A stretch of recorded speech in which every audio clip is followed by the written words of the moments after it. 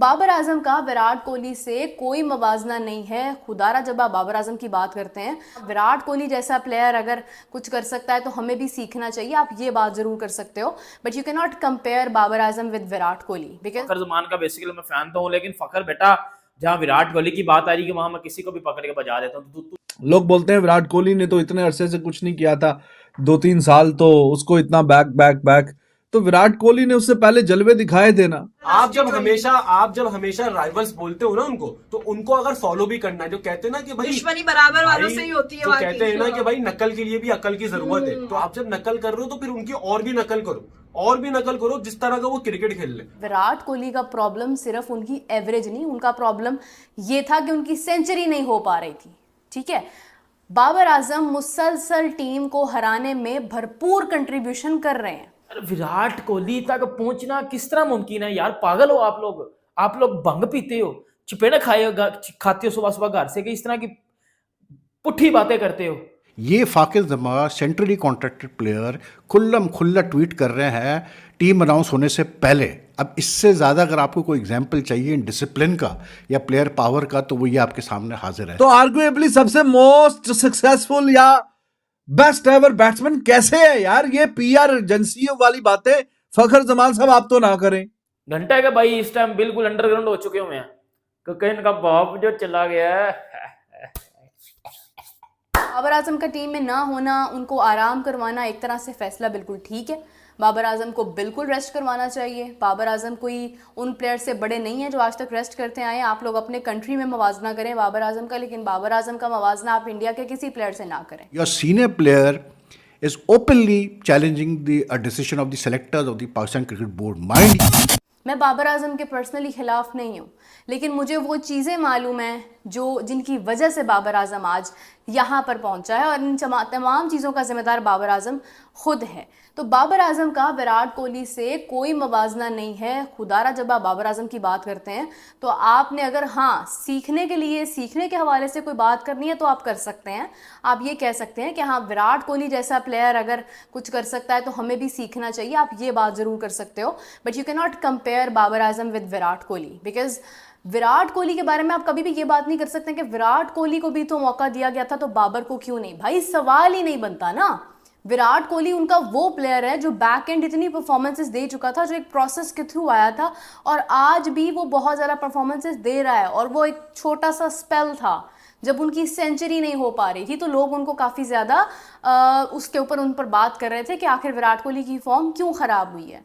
जिस वक्त बाबर आजम ने भी कहा था कि दिस शैल पास, तो स्टे स्ट्रॉन्ग। ठीक है, तो आज बाबर आजम को भी अपने लिए यही अल्फाज बोलने चाहिए कि स्टे स्ट्रॉन्ग, और ये सब जो है ये गुजर जाएगा। और फ़खर जमान जिस तरह की स्टेटमेंट्स ओपनली जाहिर कर रहे हैं, इससे साफ पता चल रहा है कि फ़खर जमान या तो अनकरीब पीसीबी से बाहर हो जाएंगे, वो पीसीबी क्रिकेट जो है शायद उसको छोड़ दें पाकिस्तान की, या फिर ये है कि वो जनाब फ़खर जमान सिर्फ और सिर्फ मतलब कैप्टन एटलीस्ट वो नहीं हो सकते हैं, क्रिकेटर की हैसियत से ही रहेंगे। बाबर आजम का टीम में ना होना, उनको आराम करवाना एक तरह से फैसला बिल्कुल ठीक है।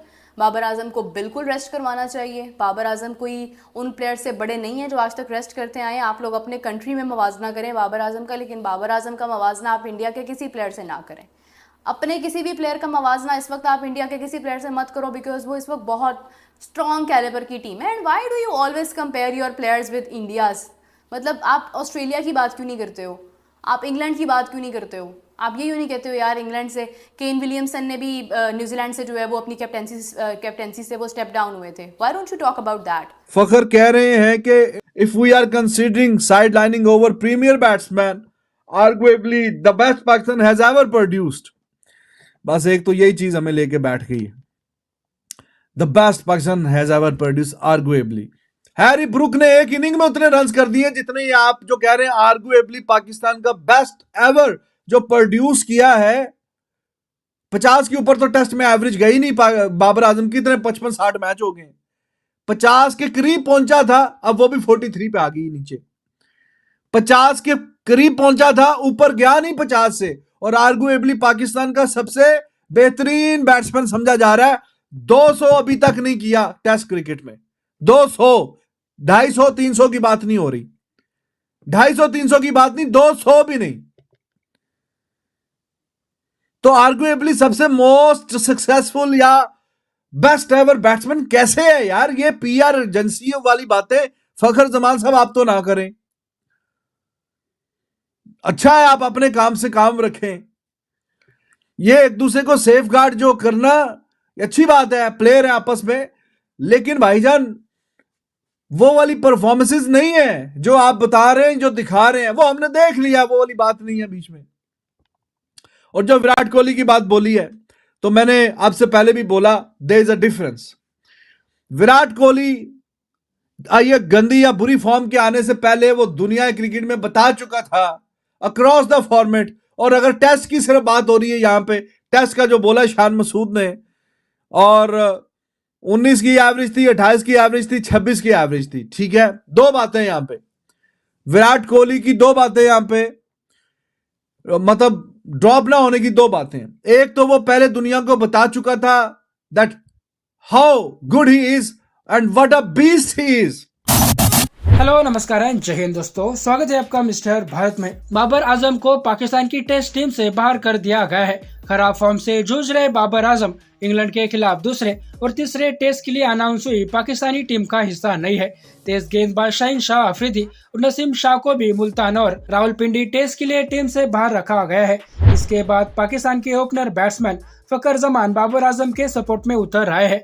फखर जमान ने बाबर आजम को बाहर करने के बाद एक्स पर पोस्ट करके पीसीबी से सीधा पंगा लिया है और पीसीबी के इस फैसले को ही गलत बता दिया है। फखर ने भारत का उदाहरण देते हुए कहा कि विराट कोहली जब 2020 से 2023 के बीच खराब दौर से गुजर रहे थे, उस वक्त भारत ने उनका साथ दिया था, न कि उन्हें टीम से बाहर किया था। उन्होंने चेतावनी दी है कि पीसीबी के इस फैसले से टीम में गलत संदेश जा सकता है। फखर का यह पोस्ट पाकिस्तान की टीम की घोषणा से पहले ही आ गया था। फखर ने एक्स पर किए अपने पोस्ट में लिखा कि बाबर आजम को बाहर करने की बातें सुनकर चिंता होती है। इंडिया ने विराट कोहली को 2020 से 2023 के बीच उनके खराब दौर में नहीं छोड़ा, जब उनका औसत 19.33, 28.21 और 26.50 का था। अगर हम अपने बेस्ट बल्लेबाज, जिनके बारे में कहा जाता है कि वो पाकिस्तान के अब तक के बेस्ट बल्लेबाज है, उनको बाहर करने पर विचार कर रहे हैं, तो इससे पूरी टीम में बहुत ही नकारात्मक संदेश जा सकता है। अभी भी पैनिक में फैसले लेने से बचने का पीसीबी के पास समय है।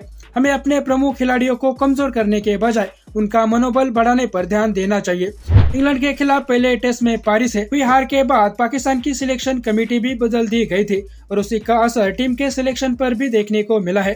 पीसीबी ने अपने प्रेस रिलीज में कहा कि हमने बाबर आजम और कुछ अन्य खिलाड़ियों को मौजूदा फॉर्म और भविष्य को देखते हुए आराम देने का फैसला किया है। बाबर आजम अपनी पिछली 18 टेस्ट पारियों में एक भी अर्धशतक नहीं बना पाए हैं। खुद पाकिस्तानी बताते हैं कि पाकिस्तान क्रिकेट का इतिहास रहा है कि जिस खिलाड़ी को टीम से बाहर किया जाता है उसका वापस आना बहुत मुश्किल होता है। इसी का डर और टीम में बने रहने के प्रेशर में बाबर आजम रन नहीं बना पा रहे हैं और आखिरकार वो दिन भी आ गया कि बाबर आजम को टीम से खराब फॉर्म की वजह से बाहर का रास्ता दिखाया गया। इसके बाद फखर जमान जैसे पाकिस्तानी खिलाड़ी बाबर का नाम विराट से जोड़कर बाबर आजम का करियर बचाने की कोशिश कर रहे हैं। बाकी दोस्तों, आपका इस वीडियो के बारे में क्या कहना है, नीचे कमेंट बॉक्स में बताइए और ऐसे ही वीडियोस के लिए मिस्टर भारत को भी सब्सक्राइब करें। मैं मिलता हूं आपसे अगले वीडियो में, तब तक के लिए जय हिंद, जय भारत।